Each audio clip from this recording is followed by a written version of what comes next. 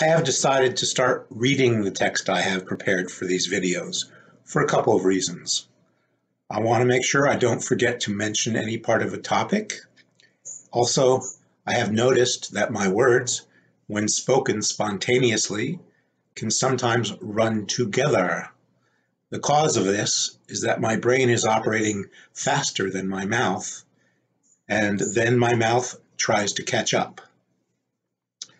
I know YouTube has a facility for adding closed captions or subtitles, but I haven't had time to learn it. If someone wanted to take on the task of adding English closed captions, I'd be grateful and would link to their captioned versions.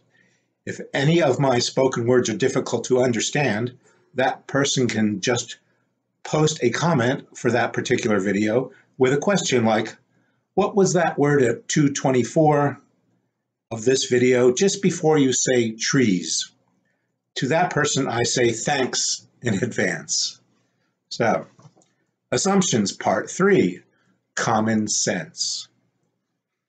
I have already talked about how we reference our library of assumptions in coming to conclusions when faced with new information, and that we can have both good and bad assumptions in our library.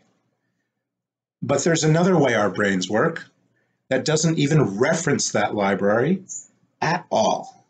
That is common sense, aka the commonly held but uncommonly used sense.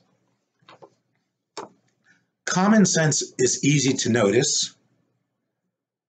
To a lot of people, as a lot of people call it, a no-brainer, a term that invariably infuriates me. It is in actuality a yes-brainer, the purest form of reasoning that we can accomplish with our brains. It might seem like a no-brainer because it seems to happen so effortlessly. I think that effortless feeling is because the extra step of rummaging through that library of assumptions is absent.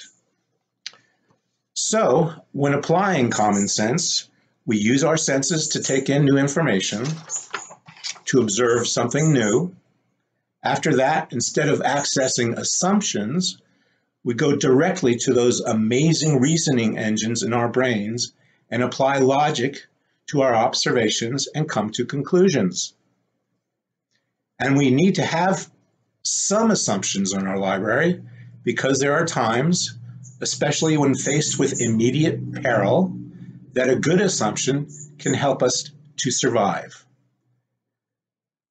But there are also times when we'd be best off using only common sense, avoiding the risk of applying a bad assumption.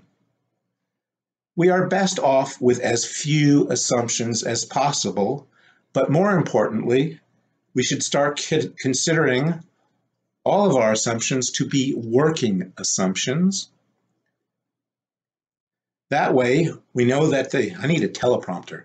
That way, we know that they definitely need to be reviewed and then sometimes revised or replaced from time to time.